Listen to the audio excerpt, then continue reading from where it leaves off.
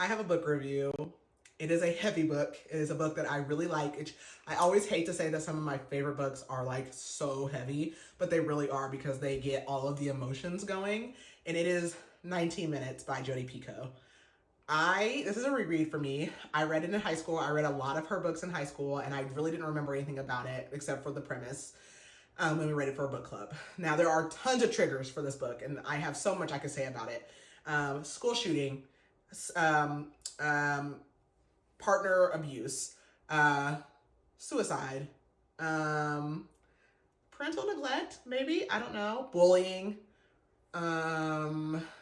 abortion, disgust, miscarriage, parental abandonment.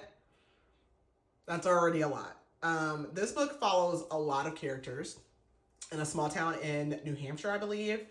And obviously it's about a school shooting, but it's so much deeper than that.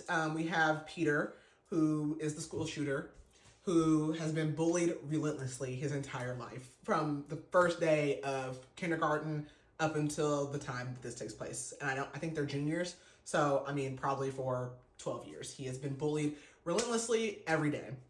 We have Josie, who was his best friend growing up. They went her ways, and because she wants to be popular and liked, she will talk to him when no one knows, but she will not stop the bullying. She's whatever, and she's guilty of it herself. We have Matt, which is Josie's boyfriend. He is a jock. He is a bully. He's one of the main bullies with his friends, like Drew, I think his name is, the jocks, the hockey players. There's some girls too. We have Alex, who is a judge and is Josie's mom. Josie's dad is not in her life because he was her mom's college professor, and even in the book, she goes and tries to find him, and he doesn't want anything to do with her. We have Lacey, who is Peter's mom and is a midwife, and for all intents and purposes, tries to be a good mom. And then also, I can't remember, Lewis, I don't know, his dad. So Peter, on top of all the bullying, his brother dies a year before this happens. His brother was a year older than him, was the golden boy, also bullied him.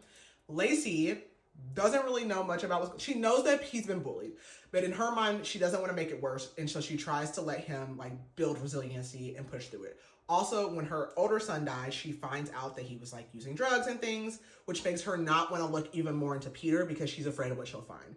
The dad is off, but the dad did teach him how to use a gun growing up for hunting purposes and things like that. And the reason that as kids, Josie and Peter stop being friends is because he shows Josie a gun and Alex finds out and pissed.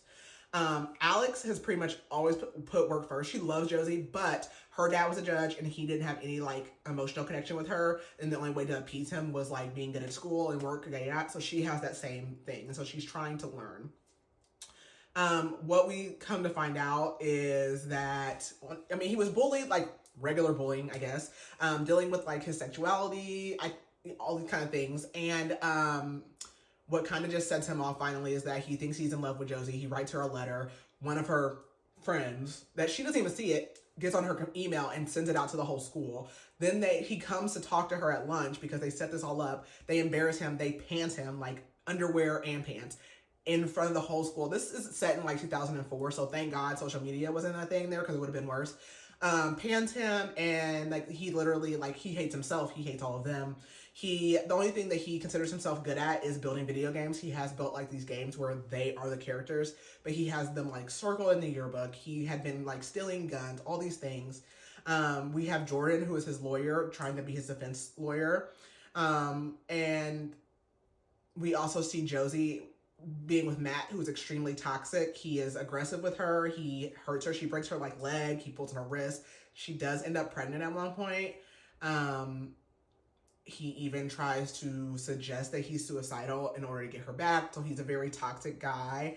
And like I said, it's a very small community. And we talked about it in book club, and we probably could have talked about it all day long. It is so good because you are on the fence about all of it. You would never say, I support a school shooter. But what you can say is, I empathize with him because I feel so bad for that child. And I feel when I read this the first time, I felt that way too. But now even more so as an adult, as a mom, that kid never had a chance. I think his mom did. I don't blame his parents at all. I don't think they were bad parents. I just don't they just missed the mark. And we all could be missing the mark, you know. It makes us like all the time I see TikTok trends and I'm like, look at my daughter, I'm like, I better not ever catch you doing that, because I don't play about that bullying and stuff. But it's just like, you don't know what these kids are going through.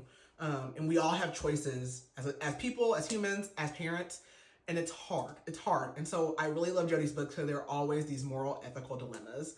This is a 5-star read for me. I wouldn't say there's spice. There is some sexual content. I'm gonna give it a 1, but like, it's not spice. It's not. I absolutely recommend this. I think everybody should read it once. I could read it again because the content, the triggers aren't that bad. They don't bother me. I get it for some people, but I do think this is one of those things that even like, there are things I have watched or read that I'm like, I hated every second of that, but I had to do it. And this is one of those things. I think it's a great conversation starter. So if you have read this, drop in the comments, let me know your thoughts. And also, if you've read other Jodi's, I kind of want to reread more of hers now. I haven't read all of hers anyways, but there's several that I have read and I don't remember a lot about that I would like to reread. So let me know your thoughts.